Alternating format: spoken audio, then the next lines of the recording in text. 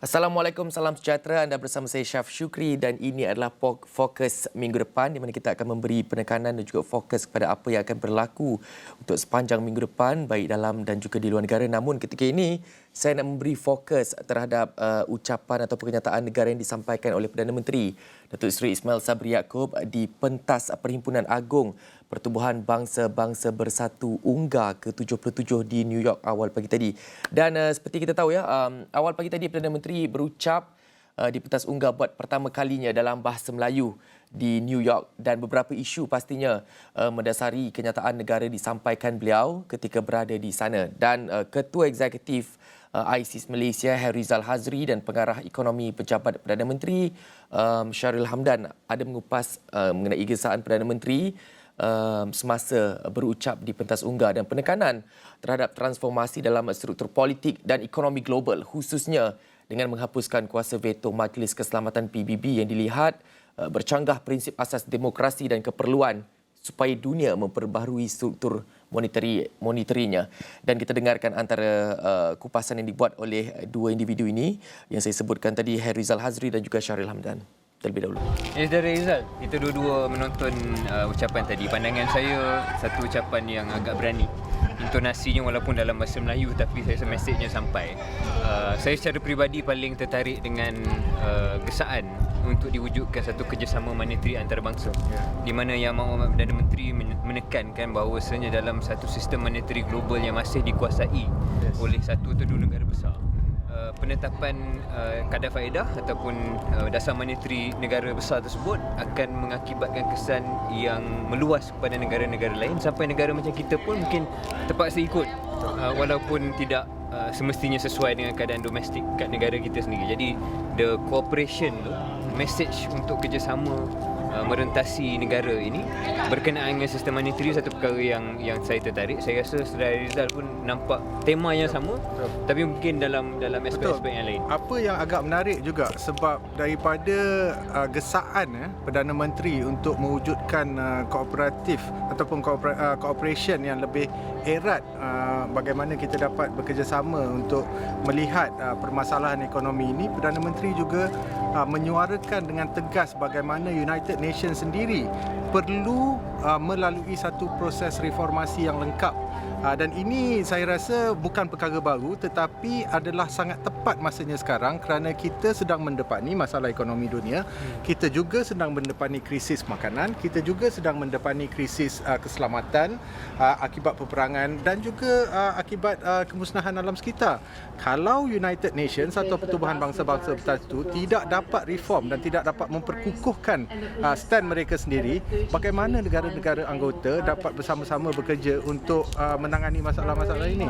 Jadi saya setuju Cik Sharil, tentu sekali apa yang Cik Sharil katakan tadi adalah sesuatu yang sangat penting, tetapi Perdana Menteri juga bercakap dalam satu rangka yang besar dan ini telah mendapat. Benda dia tekankan dia nak abolish veto. Ya, abolish veto itu bagi saya perkara yang sangat besar. One nation one vote itu perkara yang sangat besar kerana kita pun faham ini the parliament of man. Jadi di sini kita sepatutnya semua serata dan semua mempunyai hak yang sama untuk mengundi untuk perkara-perkara yang penting. Dan saya rasa bukan hanya Malaysia, walaupun ketegasan tu kita mendengar, tapi beberapa kenyataan negara-negara lain macam Antigua yang bercakap 2-3 slot sebelum PM kita pun mengkritik cara Majlis Keselamatan berfungsi. Jadi memang nampak macam ada tema sedikit ketidakpuasan hati dalam kalangan negara-negara yang kecil ataupun negara-negara yang bukanlah dalam blok yang maju yang dalam Security Council permanent members tersebut. Alright. Baiklah, itu dapatan yang kami dapatkan di New York sempena dengan UNGA ke-77 Pertubuhan Bangsa-Bangsa Bersatu persidangannya. Dan untuk ketika ini kita nak memberi fokus juga kepada isu yang sama namun dengan pandangan yang berbeza. Saya nak bersama dengan Profesor Dr. Siva Murugan Pandian yang merupakan penganalisis politik Universiti Sains Malaysia. Selamat petang, Prof. Petang, Syed. Prof, pastinya Prof dah melihat antara isu-isu yang dibangkitkan oleh Perdana Menteri di pentas UNGA ke-77 awal pagi tadi waktu Malaysia. Jadi Prof ada beberapa isu yang melatari kenyataan yang disampaikan oleh Perdana Menteri itu. Antaranya pastinya yang menjadi tumpuan ialah menghapuskan kuasa veto itu. Jadi Prof, saya nak tanya, isu yang disebut ini sudah banyak kali ditekankan Malaysia di bawah pentadbiran yang berbeza sebelum ini. Jadi apa yang meyakinkan kita bahawa isu desakan kali ini boleh diambil serius oleh negara-negara anggota di bawah Pertubuhan Bangsa-Bangsa Bersatu ini, Prof?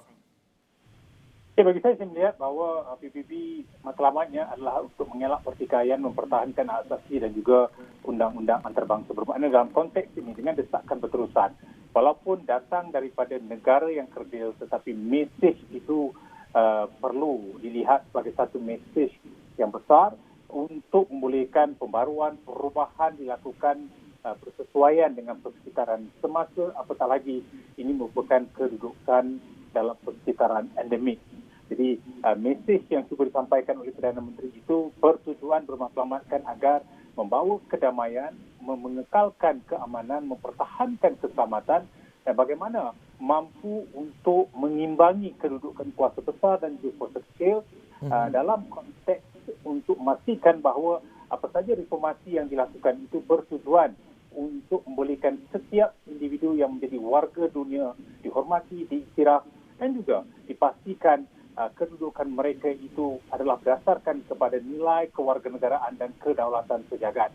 Jadi, walaupun kita tahu mesej seperti ini pernah dilaungkan berulang kali sebagai jurucakap negara Islam, sebagai jurucakap negara dunia ketiga, sebagai jurucakap negara membangun. Tapi kali ini, ya harus dilihat datang daripada seorang pemimpin yang mahu memacu kecemerlangan ke arah kehadapan, tidak lagi melihat percabaran yang lepas, tetapi isu itu sebenarnya adalah bertujuan untuk disesuaikan dengan persekitaran yang sedang kita lalui, sedang kita hadapi dan sudah pasti perlu ada kompromi pengorbanan dan juga bagaimana setiap negara diberikan peluang untuk hadir dengan kedudukan yang menang-menang dan bukan sahaja memberikan diskriminasi ataupun mengutamakan negara maju, tetapi suara negara yang sedang bangun juga harus diberikan tumpuan dan perhatian. Baik, Prof. Ada juga ditekankan dalam kenyataan yang disampaikan oleh Datuk Seri Ismail Sabri Yaakob awal pagi tadi di mana ada menekankan mengenai mewujudkan suatu mekanisme kerjasama monetari antarabangsa bagi membina sistem yang lebih efektif, adil serta mampu mengimbangi keperluan pembangunan sejagat. Jadi bagaimana Prof melihat usul yang disampaikan untuk untuk dasar kerjasama monetari ini, Prof? Ya, kadar ataupun sistem monetary itu penting dalam konteks kita sedang berhadapan dengan inflasi dan juga kadar faedah yang semakin tinggi, semakin meningkat yang banyak menjejaskan kedudukan, reputasi dan juga kredibiliti negara membangun khususnya yang terpaksa berhadapan dengan kemelut ataupun kedudukan yang sukar khususnya selepas COVID-19. Bermakna dengan adanya satu sistem monetary dan juga kewangan antarabangsa yang iktiraf yang juga merangkumi pelbagai pihak, saya percaya itu harus diberikan ruang untuk perdebatan, perbincangan yang lebih besar agar kita melihat proses itu tidak mengganggu soal kesejahteraan, soal kemampanan dan juga soal bagaimana untuk memberikan keselesaan dan juga mempertahankan kemahuan keperluan masyarakat. Jadi sistem itu penting supaya ia tidak akan berhadapan dengan kedudukan apa yang kita lihat di Ukraine hari ini, apa yang kita lihat di Sri Lanka misalnya. Dan jika ada sistem ini, sekurang-kurangnya itu akan membantu kesemua negara anggota memainkan peranan yang lebih efektif, berkesan dan juga signifikan. Kerana dengan adanya sistem monetary dan juga kewangan antarabangsa ini secara bersama, secara kolektif, yang kemudiannya juga akan menghargai nilai konsensus, saya percaya itu akan mampu untuk membolehkan kita memulihkan kedudukan ekonomi luaran yang juga akan membangkitkan, merancakkan kedudukan dalam negara. Baik, Prof, kita juga tahu banyak isu-isu lain yang dibangkitkan, antaranya Perdana Menteri juga menggesa negara peserta konvensyen untuk perlu lebih Konvensyen Status Pelarian 1951 dan Protokol 1967 untuk perlu ambil lebih ramai pelarian. Itu antara isu-isu yang dibawa oleh Malaysia di pentas antarabangsa. Jadi Prof, untuk beberapa hari yang akan mendatang ni, untuk fokus UNGA itu sendiri, ya, kita melihat banyak lagi mungkin pemimpin yang akan sampaikan amanat mereka dan juga kenyataan dari negara mereka. Jadi apakah kita sebenarnya bakal menyaksikan fokus yang berbeza yang bakal mewarnai pentas UNGA Minggu Harapan daripada sekadar usulan, cadangan dan juga kenyataan sahaja, Prof? Ya, setiap kali diadakan persidangan kita lihat bagaimana setiap negara ada usaha untuk menyampaikan ataupun menyalurkan mesej isyarat tertentu yang dihadapi dalam negara dan juga di dalam suasana persadaran antarabangsa. Bermakna selepas ini akan ada negara yang barangkali seiring dengan apa yang cuba disampaikan oleh negara kita dan juga mungkin berbeza, tetapi soal pokoknya di sini adalah bagaimana kita mampu untuk mencari keadaan yang seimbang untuk semua bergerak ke hadapan, berhadapan dengan cabaran dan isu yang sedang dilalui, dan akhirnya ia membawa kepada soal kedamaian. Itu juga telah ditekankan oleh Perdana Menteri supaya ia tidak mengganggu nilai kedaulatan, pertikaian antarabangsa secara berterusan yang mungkin mengganggu hubungan bilateral dan multilateral di dalam kalangan negara-negara, baik negara maju ataupun negara membangun. Bagi saya, yang penting di sini adalah jika ada keterikatan di antara peringkat serantau, peringkat global, bagaimana itu kemudiannya boleh dipacu ke arah suasana yang lebih baik supaya keamanan, kedamaian dicari itu akan mempamer kewibawaan, penghormatan dan juga pengiktirafan ke atas isu yang benar-benar penting untuk diberikan keutamaan. Dalam konteks ini saya percaya isu-isu selepas ini barangkali akan ada pautannya dengan apa yang cuba dibawa oleh Perdana Menteri, khususnya yang berkaitan dengan matlamat pembangunan mapan misalnya, soal di Ukraine, Myanmar, Palestin dan juga soal kerjasama moneteri dan juga kewangan antarabangsa. Begitu juga dengan kita lihat bagaimana kita mahu mencari blok pengasingan itu dapat dikurangkan dan juga dihapuskan. Tetapi kesemua ini juga memerlukan suara negara besar yang menghormati negara-negara lain, mengelak daripada menggunakan kuasa otonomi yang ada pada mereka semata-mata untuk mempertahankan kedudukan sendiri dan bukannya dalam kedudukan global. Jika sekiranya suara majoriti itu membesar, saya percaya, saya yakin apa yang cuba disampaikan itu dapat dilaksanakan dengan lebih baik selepas ini. Baik, Prof, ada juga menyebut mengenai negara kecil dan negara besar. Jadi bagaimana sebenarnya kita nak memastikannya, Prof, isu-isu yang dibangkitkan, isu-isu yang dibawa oleh negara-negara kecil, namun isu-isu serius yang dibawa oleh negara-negara kecil supaya ia boleh disepakati dan diterima oleh negara-negara besar ini, dan isu ini bukan saja dipandang sebagai isu kecil, namun ini adalah isu global yang perlu diberi perhatian yang serius oleh PBB sendiri, Prof. Ya, bagi saya di sini dalam soal seperti ini, hubungan di antara negara kuasa besar dan juga negara kecil harus bergerak ke arah meja perundingan bagaimana amalan bermusyawarah itu memungkinkan kita mencari jalan penyelesaian yang terbaik untuk semua.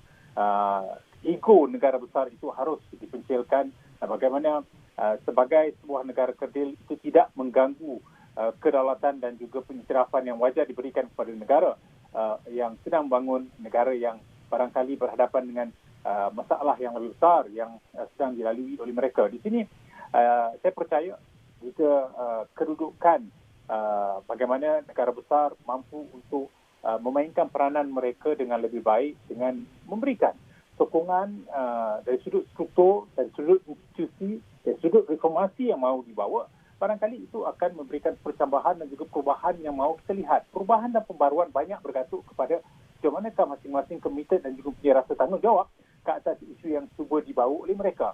Tapi jika isu itu disampingkan dan bagaimana jika sekiranya kuasa besar ini mahu melihat mereka mempunyai peranan yang jauh lebih besar daripada negara kecil, maka itu akan menyukarkan usaha untuk mencari keseimbangan di antara kedua blok yang ada di dunia ini. Jadi bagi saya yang penting adalah perundingan secara berterusan, perbincangan dan juga bermusyawarah mencari soal bertolak ansur di mana boleh berkompromi, boleh berkorban, tawar-menawar yang memungkinkan masing-masing mendatangkan hasil menang-menang untuk semua.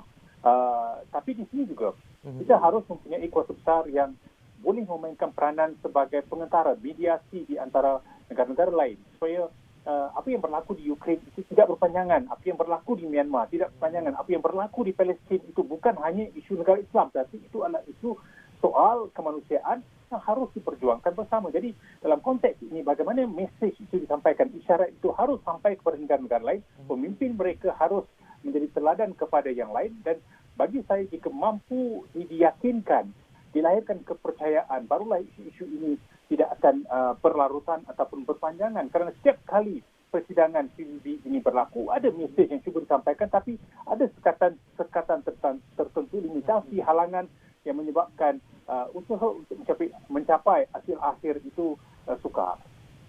Baik, Prof, soalan saya terakhir, Prof. Sebagai seorang pemerhati, Prof, pemerhati politik. Jadi, bagaimana Prof melihat, bagaimana nak memastikan pentas unggah ini akan terus relevan di waktu akan datang untuk menjadi satu pentas yang membolehkan pemimpin dari seluruh dunia membawa suara dan juga visi yang ingin dimajukan, Prof? Ya, pentas tunggal ini adalah soal bagaimana negara-negara di dunia ini bersama dalam melihat pada soal kedaulatan, soal hak asasi, soal undang-undang antarabangsa, dan ini harus diteruskan. Dan bagaimana ini tidak harus hanya sekadar menjadi satu pertembungan, perbincangan berkala, tetapi ia harus melihat pada hasil akhir yang komited dan juga bertanggungjawab kepada persoalan sejagat. Tapi kesemua ini juga memerlukan komitmen, memerlukan satu perubahan pembaruan, dan saya percaya dengan usaha kita untuk melakukan penambahbaikan adaptasi selepas era pandemik COVID-19 dan juga berada di era endemik, bagaimana kesemua negara boleh memainkan peranan mereka dalam soal kesihatan, soal keselamatan, tetapi dalam soal-soal lain juga kita boleh bersama. Tapi di sinilah kita memerlukan suara yang benar-benar ikhlas, jujur, mau mempertahankan soal keisanan, soal kemanusiaan, dan pemimpin yang mahu dicontohi itu harus memainkan peranan yang besar, bukan saja di peringkat serantau tapi di peringkat global. Dan kita mencari pemimpin itu yang mampu untuk menjadi bukan saja suara negara besar, tapi juga suara negara-negara lain, agar ia akan diiktiraf dan juga diberikan penghormatan yang sewajarnya. Baik, terima kasih Profesor Dr. Siva Murugan Pandian, penganalisis politik Universiti Sains Malaysia USM, untuk fokus tersebut, yang di mana kita memberi fokus mengenai reformasi struktur politik ekonomi global perlu disegerakan bersempena dengan persidangan Pertubuhan Bangsa-Bangsa Bersatu PBB ke-77 UNGA di New York. Dan saya kira fokus minggu depan berhenti rehat seketika. Kita bertemu semula selepas ini.